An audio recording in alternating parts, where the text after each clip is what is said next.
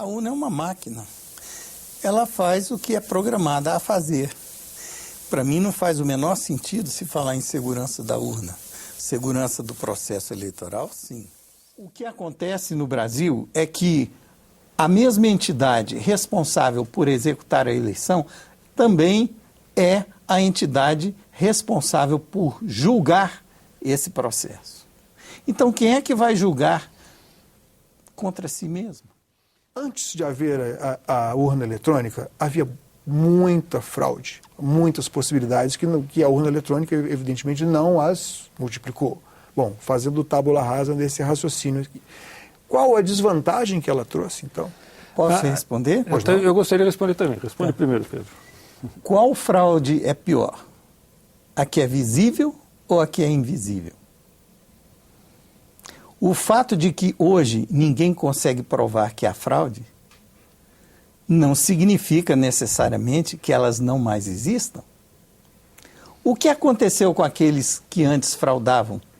Foram para casa vestir pijama e assistir o resultado da votação na televisão? O resto do mundo usa a urna eletrônica. Nós não somos contra a urna eletrônica. Nos Estados Unidos parece que eles ainda não usam. Usam. 39 dos 50 estados usam urna eletrônica de segunda e terceira geração. Por que esses 11 não usam? Os 11 estados restantes dos Estados Porque Unidos ainda não aderiram à norma técnica que foi escrita nos Estados Unidos em 2007. Você está falando do problema de 2000. Depois desse problema de 2000, foi criada uma lei em 2003 que estimulava o uso de urnas de primeira geração. Foram usadas em 2004. Deu tanto problema urnas de primeira geração lá que já saiu uma norma técnica que proíbe o uso de primeira geração, tem que usar de segunda geração. 39 estados já estão nessa situação. Uma outra pergunta. E não é só esses 39 estados, o resto do mundo também. Essa discussão que nós estamos tendo aqui... Nós estamos discutindo entre urnas que dá para auditar e urnas que não dá para auditar. Aconteceu nos Estados Unidos há mais ou menos 8 anos atrás. Foi em 2004 essa discussão, se tinha que mudar para ir urna com o voto impresso. E hoje eles estão, a maioria dos estados, proibindo urnas que não permitem recontagem. Apenas o Brasil ainda usa urnas que não permitem recontagem. Isso é bom ou ruim para a democracia? A urna brasileira, o modelo de urna brasileiro, foi declarado inconstitucional na Alemanha. Foi usado em 2005 lá e foi declarado inconstitucional. Não pode usar mais. Tem que ser sistemas de segunda geração com voto impresso. Nós não somos contra a urna eletrônica, somos a favor da urna eletrônica, com auditoria. O telespectador possivelmente já ouviu falar do Instituto Gallup. Não é?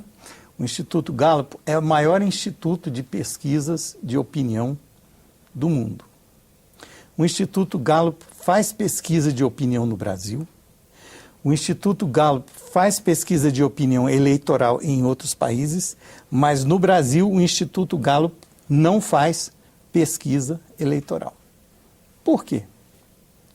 É curioso o fenômeno de, em alguns estados, quando se aproxima a eleição, institutos de pesquisa começam a divergir em relação às suas previsões.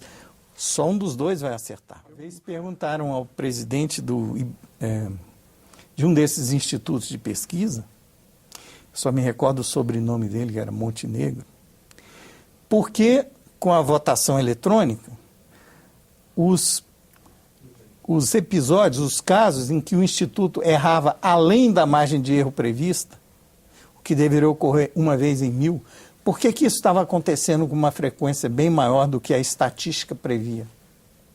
A resposta dele me fez rir. Ele disse que com a urna eletrônica, o eleitor muda de opinião muito rápido. Agora, o que o eleitor talvez não tenha percebido é que a opinião do eleitor pode mudar depois dele ter apertado as teclas. Com a urna eletrônica, ele não tem como saber se isso aconteceu ou não. Isso tudo seria sanado se lá em 2003 tivéssemos aprovado em lei que a obrigatoriedade de termos a cada urna eletrônica acoplada a uma impressora. Não, foi aprovado em 2002 e foi revogado em 2003. Voltou a ser aprovado em 2009... para valer em 2014. E os ministros do TSE... Os ministros do TSE e do STF, que são os mesmos ministros, né, suspenderam a lei. A lei foi aprovada nesta casa, principalmente por força dos deputados, passou pelo Senado, veio para cá, que eles aprovaram a Lei 12.034, artigo 5º, que diz que em 2014 todas as urnas eletrônicas deveriam ter o voto impresso, conferível pelo eleitor. Não é para o eleitor levar para fora, é para ficar dentro da sessão eleitoral. Sem contato manual. Essa lei foi suspensa pelo STF, agora, há um ano atrás. Eles suspenderam. Os ministros do STF são os mesmos ministros administradores eleitorais. Eles são os administradores eleitorais, eles suspenderam uma lei aprovada nessa casa. Permita-me comentar que nós estamos diante de um velho vício da democracia brasileira. A concentração de poderes no processo eleitoral, nasceu com a República Velha. Naquela ocasião, o poder que controlava as três facetas do processo eleitoral, normativo, executivo e judicativo, era o poder legislativo. Os mapas eleitorais vinham dos estados para eram vitalícios, né? Os senadores eram vitalícios. Para o Congresso Nacional no Rio de Janeiro, e o Congresso tinha 8 meses para entrar num acordo sobre quais mapas eram considerados legítimos, quais eram considerados fraudados, quais iam ser descartados, quais iam ser refeitos. O senhor se refere a antes da década de 30 do século passado. Antes da década de 30. Muito bem. Para corrigir esse desvio, a Revolução de 30 fez um movimento pendular. Tirou esses três poderes do legislativo e colocou na mão do judiciário. Continua acumulado. Continua acumulado agora em outro poder, no judiciário. Que os senhores sugeriam... E é só no Brasil que é assim. É só no Brasil que é assim. O que os senhores poderiam sugerir, com base no que é feito nos outros países, não só para a urna, mas principalmente a essa divisão de poder? Que a Secretaria de Informática do Tribunal deixe de ser uma coisa embriônica. Preta. Para quem está de fora, sim, porque é o único controle que é exercido sobre a atividade dessa secretaria é do próprio tribunal, que, pela lógica, não iria julgar contra si mesmo. Mas o senhor também é onde concordar... No Fórum do Voto Seguro, o voto eletrônico que você perguntou no começo, que nós fundamos, tem lá o quadro de nossas recomendações. São 2, 3 recomendações bem diretas. Primeiro, tem que dividir os poderes no processo eleitoral no Brasil, como é no resto do mundo. Um órgão para fazer eleição, administrar a eleição, um para julgar, outro para regulamentar. Por exemplo, no Peru, na Venezuela, existe um órgão eleitoral que é independente dos outros 3 poderes. Isso está sendo implantado agora no Equador. É assim no Chile. Na Argentina, o executivo eleitoral não está ligado ao judiciário eleitoral, são independentes. Veja bem, quem fez a máquina que acusou quantidade de votos X num arquivo e quantidade de votos Y em outro arquivo? O administrador eleitoral. Aí você entra com um processo dizendo, olha, a sua máquina não funcionou durante a eleição. Quem vai julgar? Ele é o juiz eleitoral também. Aí ele diz, olha, a minha máquina funciona bem, a sua prova, aquele arquivo que você disse que está errado, não está, aquele não vale, só vale o outro que está certo. Isso acontece, existem ações assim no Brasil, isso está acontecendo. Quem fez essa denúncia, pegou os arquivos, mostrou que tinha diferença, entrou com processo, foi condenado por litigância de má-fé. Eleitor, preste atenção. Eu desconfio que algo aconteceu de errado nessa eleição. Vou ao órgão competente pedir impugnação da eleição. Essa eleição precisa ser refeita porque algo errado ocorreu na sua execução. O que o julgador quer? Quer provas. Onde estão as provas?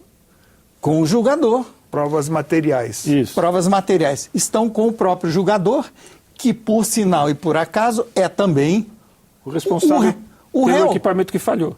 O réu. Era quem era responsável pelo que a eleição ocorresse corretamente.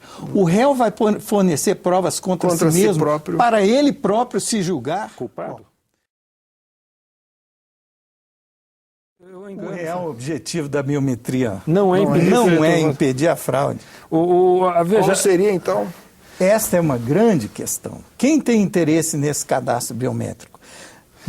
Na última eleição no Maranhão... O TSE captura a impressão digital dos 10 dedos dos eleitores. Na urna eletrônica, para reconhecer a identidade do eleitor, só tem 2.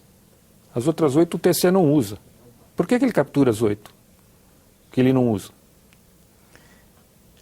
Eu só estou perguntando. Alguém conhece algum mecanismo de identificação biométrica que não tem uma cancela do lado para quando a medida dá errada? quando o dedo não é reconhecido corretamente? Bom, o senhor conhece alguma catraca que, por identificação digital, que não tem uma cancela lateral? A urna eletrônica é exatamente da mesma forma. Vai continuar existindo uma senha que o mesário pode usar para liberar o voto de quem não se identificou ou não foi identificado adequadamente com o seu dedão no leitor biométrico. O fabricante do equipamento biométrico alega que o dispositivo que foi adquirido pela Justiça Eleitoral, com o software que vai estar rodando para executar a identificação biométrica, deve dar uma média de 1% de falsos negativos.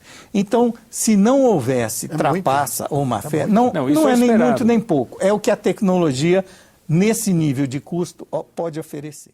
A média nacional, de onde houve urnas biométricas, foi 7% de falso negativo, de não identificação. Urnas a média nacional. Ou seja, essas... E com picos de 60%. Houve uma urna que 60% dos eleitores que votaram, eram 240 eleitores, cento e tantos, não tiveram impressão biométrica rejeitada e o mesário liberou para votar. Agora, eles não tiveram impressão digital e o mesário liberou, ou o mesário liberou porque quis? Onde há... Isso é dado, é documento, está documentado. Tem uma frase de um criptógrafo famoso chamado Bruce Schneier, que vale a pena citar nesse programa, nesse momento. Ele diz o seguinte: quem acha que a tecnologia vai resolver os problemas da natureza humana não conhece nem a tecnologia, nem os problemas da natureza humana.